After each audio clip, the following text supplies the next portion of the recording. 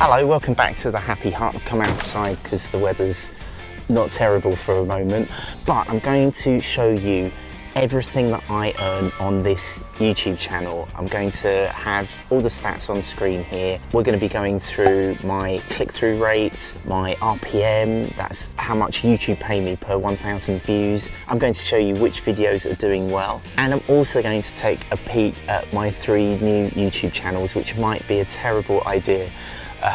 So I'm not sure if I'll even leave this bit of the intro in the video, but I've also got some stats to see how close I am to not getting 1,000 subscribers or 4,000 hours of watch time on those to get monetized. But anyway, this channel is monetized, and it's the place where I try to help high achieving creators and performers just like you, high five, to get ideas out of your head and out onto here on YouTube to make the world happy.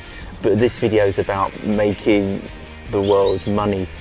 So this feels slightly vulnerable to show you everything on my mobile device. I'm in the UK, so we call it a mobile. But here's the app right here on the screen. As you can see, I have 4,174 subscribers. Thank you to each and every one of you. Hint. You also get an overview of how the channel's doing, and as you can see on my analytics, my watch time is down to 600 hours roughly, 21,000 views, subscribers about 135 so far in the last 28 days, and I'm doing about $100 a month. And this is why I haven't done this video for a while. I was making these videos where I go through how much I earn every single month, but as you can see on screen right here, my revenue has taken a complete dive. And there's a reason for that. If you're a regular on the channel, you'll know that I removed half my videos. Guess what? It removed about half of my revenue. But some of my best earners weren't niche. I wanted to niche this channel to help high achieving creators and performers just like you. High five. So I took away all my gardening videos and all of my UK specific things. They've gone to another channel, and I might go through that channel in a moment. That's my latest video, which is doing very well on the average view duration. If you scroll down on the app, it shows you the last 3 videos and some comments. Well, there's some very kind comments there. That could have been a lot worse, couldn't it?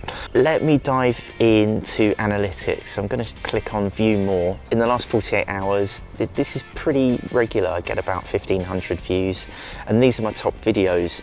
You can see my top video is how to link your YouTube channel to other channels, but I'll skip back and just go into more detail on some of the other channel level statistics. So I'm getting about 600 hours a month. If I open up the time scale to the last 90 days, it's pretty much the same. And if I open that up to the year, you can see that big drop. That big drop there, ding, is where I unlisted and moved all of my videos that are not about making YouTube videos. I've moved them onto another channel. The links are in the description if you want to take a look at them. But you can see the effect on my watch time. It's pretty much halved my watch time. And if I pull up the lifetime statistics for my channel, wow, it doesn't even make sense, does it? Because I've been running this channel since about 2009. So if I scroll over and just look at the last few years, so just when I was monetized, you can see I had a crazy spike in March 2020. And let's open it up. I'm just pinching the app graph with my fingers. So you can see that really strange peak, which was for a video that's not very niche, and then a trough, and then the channel started doing very well. Let's zoom in. Wow, we've got some military helicopters going over now. It's because I'm sharing the good stuff with you. It's time for a drink. Oh dear. It's the local air ambulance. That kind of puts things in perspective. If you think your channel's doing bad, well, just cheer yourself up with the thought that you're not using an air ambulance today, I guess. There was a time when I was getting 10 subscribers a day. That's probably nearer 5 subscribers, and it's been like that for this year. If I put in the last 365 days, that's what I'm doing on the subscribers. What do you think? Are your statistics like this? Leave a comment. I'd love to hear how your channel is doing. Now, my estimated revenue, which unfortunately is pretty accurate, I'm getting about $100 a month. And again, that is since I removed the videos. If I pinch to open up you can see I was doing about $12 or $8 to $12 a day. Now that's just tanked to something really low. That spike there is from a very kind friend dropping $20 into a super chat and it really stands out. But this is pretty much how much revenue I get a day. So in the last year, I'm really grateful for this, I've pulled in $2,000. I'm hoping that the revenue will go up in the run up to Christmas. So I'm in September 2021 at the moment. And I'm really hoping that we might be doing more than I might be doing more than $100 a month. So in the last 28 days, the nice little pictures have gone, but you can see the titles. So my top video is about featured channels. That's how to add other channels to your channel. So you get a little list of channels on your featured channels tab. If I go into the analytics for the video, you can see that the average view duration for my top video on my channel right now is 1 minute and 8 seconds. That's not quite so helpful. I wish it were longer. But the views are insane. It's clocked up 20,000 views in, what, 2/3 of a year, so that's good. I'll click on go to video analytics. Using the app, we can deep dive into how this video is performing. So I get about 90 watch hours, pulls in 44 subscribers a month, that's good. Can you see along the top of the page there on my app, it says overview, so I'll scroll across to reach, and wow, the click-through rate on this video is 16%, which is really good. I think my channel average is about 8%. Now this is the percentage of viewers who click on this video based on being served the thumbnail. So the thumbnail and the title are clearly doing the business. And most of my traffic is coming from YouTube search, so 88%. And I'll scroll down even further to those external sources, so 60% comes from Google search. And you can also see your top YouTube search terms. These are the search terms that are leading to people coming to my channel, but the percentages are quite low. The highest percentage is how to add channels to our YouTube channel. This is new on the app, on the YouTube Studio app. I can also see the top videos which have suggested viewers to come to my video, and if I click on this, I don't understand why it lists this video as the top source suggesting this video. I'm guessing maybe this indicates how many people come directly to this video. The next best referrer is this one here, how to add featured channels. This is someone else's tutorial video. 2% have come from one of my videos about changing your YouTube name, and it actually refers me to that video, which is useful. Piggy Meme Review has brought 2% of my videos suggesting this. Should we have a look? Okay, this meme here, your piggy, okay, nah, I've already seen that. I have no Why idea why. So it's interesting, but I'm not sure it's actually that useful. It's helpful to see where your viewers are coming from, but I'm not sure that enables me to do anything with that information. If you disagree, please leave me a comment. I might be missing something there. Audience retention, that nosedive there, can you see that big dip in the graph? That is because that's the part of the video I've basically told the viewer what they've come to hear, and it's doing 96.7% likes, that's nice. The audience for this video happens to be 82% male, and weirdly 100% between that age bracket.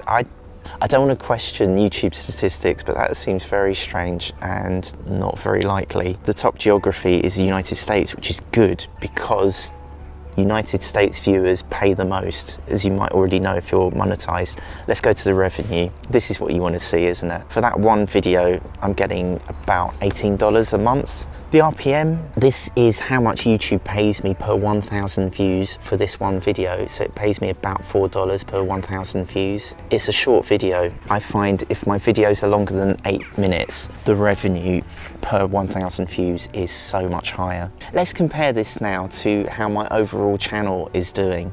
So back onto my channel analytics, we still have the tabs along the top. So I'm going to scroll over to reach. Reach shows you where your viewers come from. So impressions is how many thumbnails are served basically. And if I compare that for the year, my impressions have halved as a result of removing half of my videos. My click-through rate, as you might already know, the click-through rate is what percentage of your viewers are clicking on your thumbnails. But my click-through rate, if anything, has gone up in the last year. Not by a lot, but you can see it was dithering at around 6%, and now it's dithering at between 6 and 9%. So that's a good sign for me. I think that tells me that it was a good thing to niche my channel. My click-through rate has gone up. Not that I'm seeing that in money terms yet, but but I'm glad the CTR has gone up there. Overall for my channel, I get about 50% of my views come from YouTube search and about 30% come from external. I have been putting my videos onto my blog, which I think is a really good idea. I think that's really worked well for me. I think it helps with Google search, and I think it helps refer viewers to me from the blog. I also tweet out my videos. I put them on Facebook and LinkedIn as well, but I think if anything that might be harming my views.